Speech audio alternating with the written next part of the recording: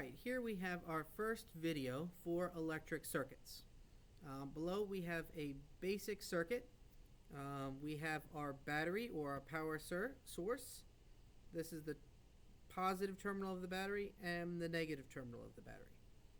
Our conducting wire connects the load, which could be a light bulb, a resistor, anything that the battery source is using to supply power to. Could be a motor. This is our basic, most simplest circuit that we can see. They'll get a little more complicated as we go on, but we're just going to start with something easy.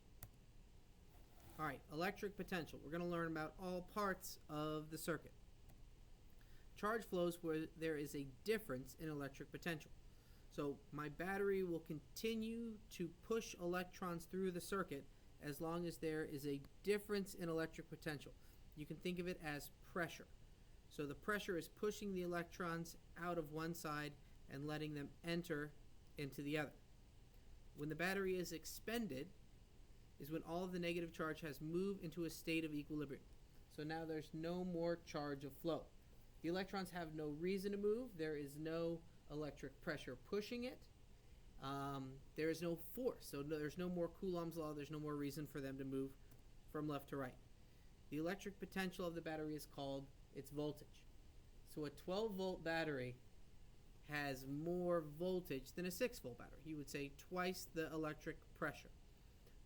It determines how large the battery is in terms of the lifetime of the battery and how much current it can supply to any resistor, light bulb, motor, or any load that it has on there. Alright, current flows from positive to negative. Our old American superstar Ben Franklin was the one who invented electricity. And he had one job as to tell us which way it went. And he got it wrong. So from history on out, we always say that current flows from the positive terminal of the battery. But we know that current is the movement of electrons, negative bits of matter.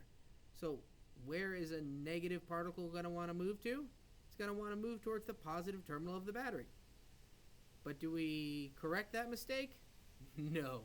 We just keep on going with our heads in the sand. So every time we draw a circuit, we're always going to draw current in the direction from positive to negative. Even though in the back of our mind, we know it's wrong. And if somebody ever asks us if we're right or not, we're just going to say, I don't know, but I know the correct way to get points on the test and quiz is to go from positive to negative. So that's all we're going to know from here on out. Alright, last part is how to find current in a wire.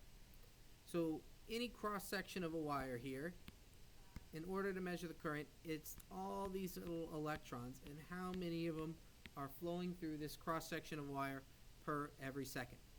So if I have a wire that is carrying 4 coulombs of charge and it goes through this cross section of wire every 2 seconds, 4 coulombs for 2 seconds is going to equal 2 amps of current.